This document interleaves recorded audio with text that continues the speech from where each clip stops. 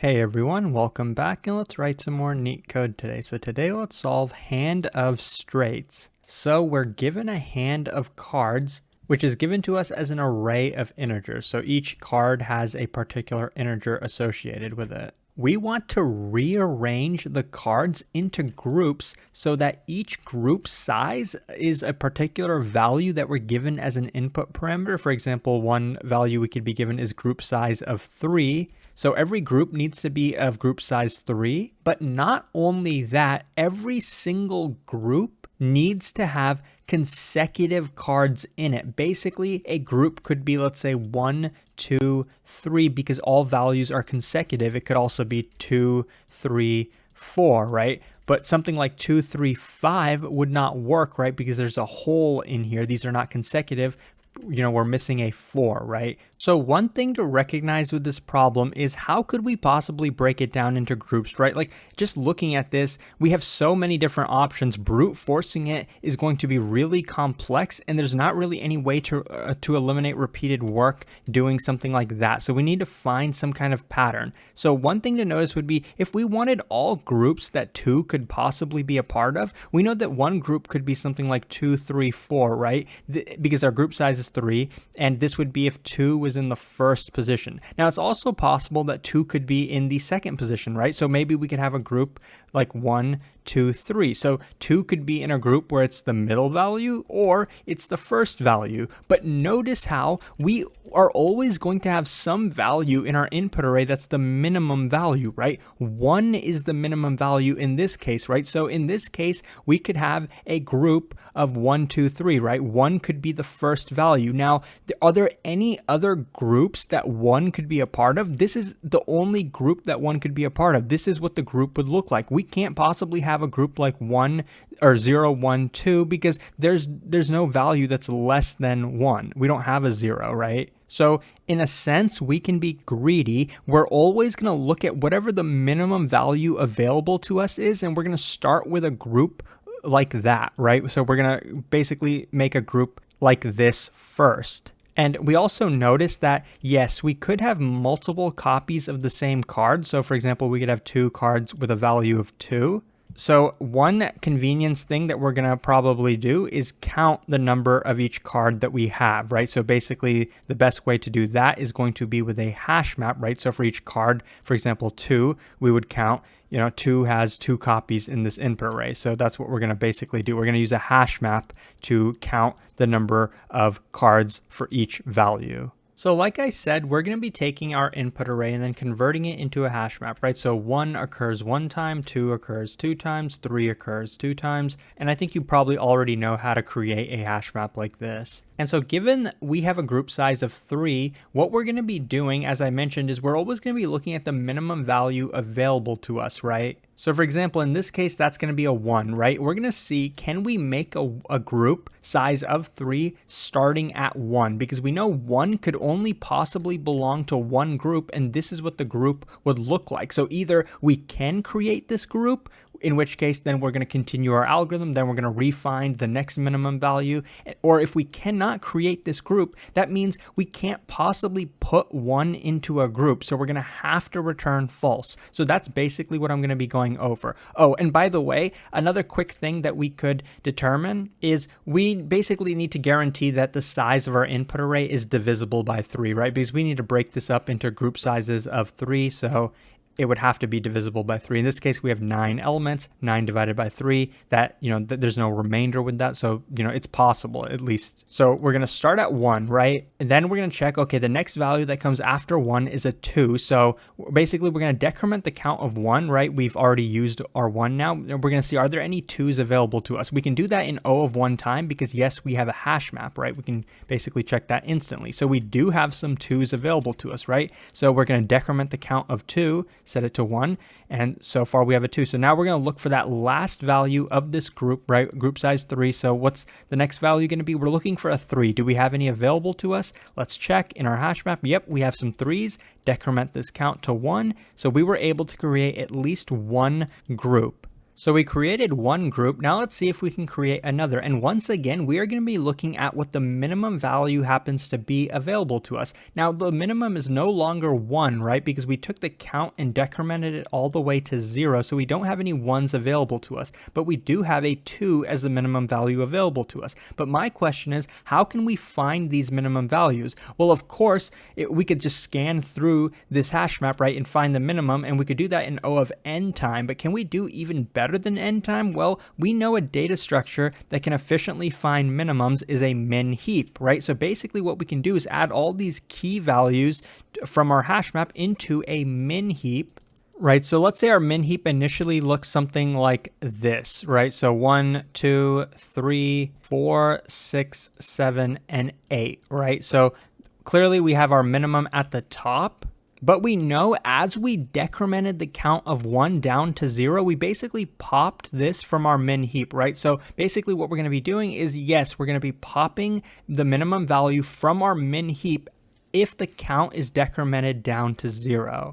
So now when we're actually going to be starting our second group, we can find the minimum value to start out in log n time. We know that each group is basically going to take group size to compute. So overall, what I'm saying, the time complexity is mainly going to be log n multiplied by n, because technically, the number of times we pop from the min heap could be, whatever the size of the entire input array happens to be. So this is basically what I'm saying the time complexity is going to be. But so yes, getting the minimum value is 2. Okay, do we have any 2s available to us? Let's take a look. Yes, we have at least 1 2, but we're decrementing the count now, so it's going to be 0 2s remaining. So since we decremented this to 0, we have to make sure we pop from the min heap, right? We're popping the minimum value 2. Okay, so now let's look for the next value. What comes after 2? Of course, 3. So do we have any 3s available to us? Yes, in the min heap, we do have a 3 available to us, but we're going to be decrementing its count down to 0 now.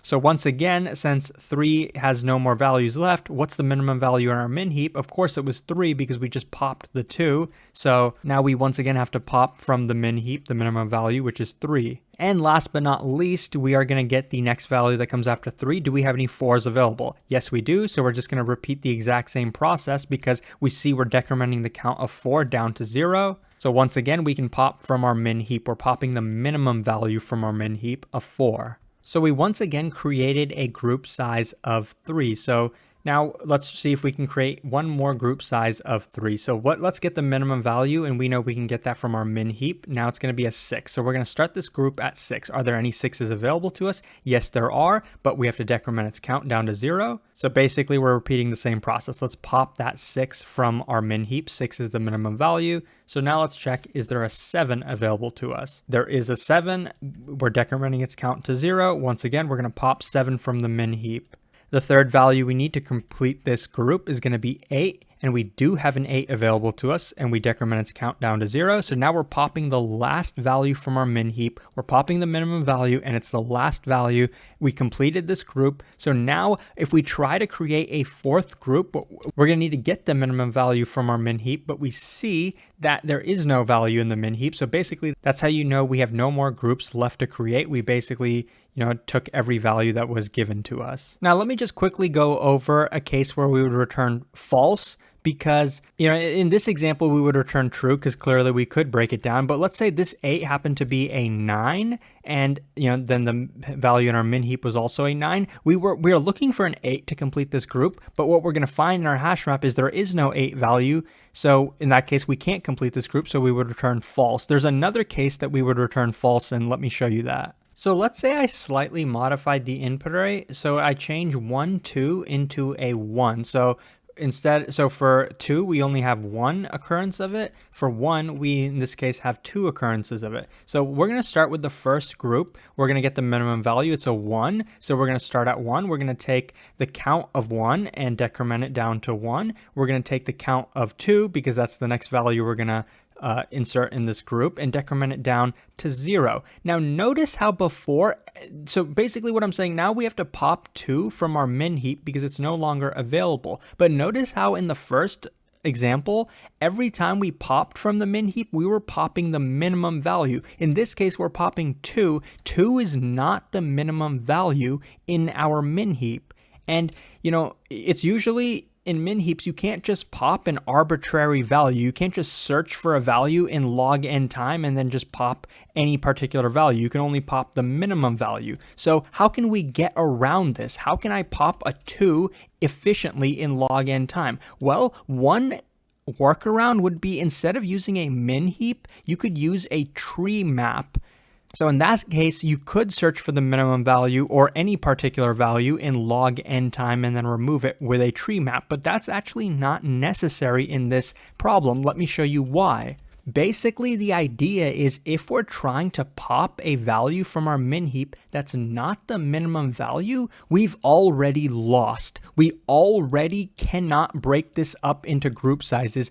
And in that case, we would return false. Now, that's not super intuitive until you actually run through the example. Take a look what we're doing here. Remember how 1 is the minimum value available to us, right? And since 1 is the minimum value, it could only belong to a group that looked like this, right? So if we're popping a value such as 2 or even 3, and these values are not the minimum values, we're basically creating a hole in our values, right? So in this case, okay, 2, it's true that 2 is available to us and 3 is also available to us, right? So we would decrement the count of 3 down to 1, so we could create one group. But when we try to create the next group now, we're going to get to a 1, right? And then we're going to look for a 2, but we're going to see that 2 has a count of 0. Basically, we were trying to pop a value that was in the middle of our group, so we can't create another group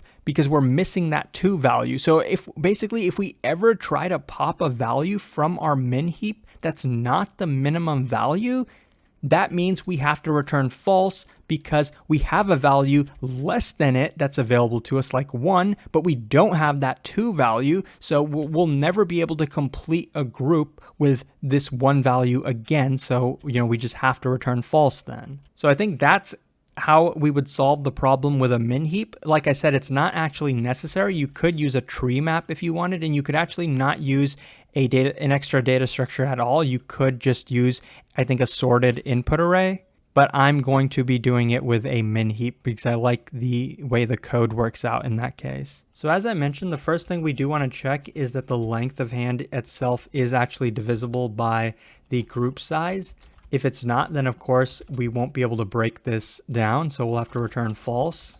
And also we do want to create a hash map counting the occurrences of each value. Now I could just use a counter in Python, but I usually like to write it out just in case the interviewer wants that. So for every value in our hand, I'm going to just increment the count of n. So basically 1 plus whatever it was previously. And if it does not exist in our map, we're going to return a default value of 0. We're also going to be using a min heap, so we want only the distinct values that are available to us. So what we can do is take count.keys, which is going to be distinct values, convert that into a list, which is what min heaps are implemented as in Python. But we actually do have to heapify it, so we're going to do heapify. This is a linear algorithm. It just takes an input array and transforms it into a min heap. Now we're basically going to continue until our min heap is empty. So while min heap is not empty, we're going to get the minimum value. So we can get the minimum value from a min heap just at index 0. So min heap at index 0 is going to give us the minimum value. I'm actually going to name this first just so it's a little bit more descriptive. And so now we want to see if we can create a group size starting at first of size group size. So we're going to go for I in range starting at the first value, right? And going up until, the group size. So just add group size to this. So the first thing we want to check is if this I value is even available to us. So if I is not in our hash map, then we have to return false because the value we're looking for isn't even available. If it is available, then of course we do have to decrement the count of it. So count of I is going to be decremented by 1. And we do have to check if this count, so if it's now equal to 0, because remember, if it's equal to 0, that means we have to pop it from our min heap. But if we're popping a value from our min heap that's not equal to the minimum value in the min heap, which we know we can find at index 0, so if this is not the minimum value that we're trying to pop, that means we have to return false immediately, because if we pop this value, if we remove it, then the next group we're not going to be able to complete, because we know that there is an I value smaller than this value, so we won't basically be able to complete the next group. So we'll just return false immediately. If that's not the case, though, we are able to pop from the min heap. We are popping the minimum value. That's easy to do with a heap. So heap q.heap pop from the min heap. And so that's the entire code. And if we're able to get out of this loop, we can return true. So if we never execute these two conditions, basically if a value is always available to us and we're never popping a non-minimum value, and we never return false in either of these cases, we basically break the hand into group sizes, and then at the end we can return true. So there's many ways to solve this problem. You can use a sorted input array, you can use a tree map, or you can use a heap. All the time complexities of each solution is going to be n log n, and they all mainly follow similar ideas. So I hope that this was helpful. If it was, please like and subscribe. It supports the channel a lot, and I'll hopefully see you pretty soon. Thanks for watching.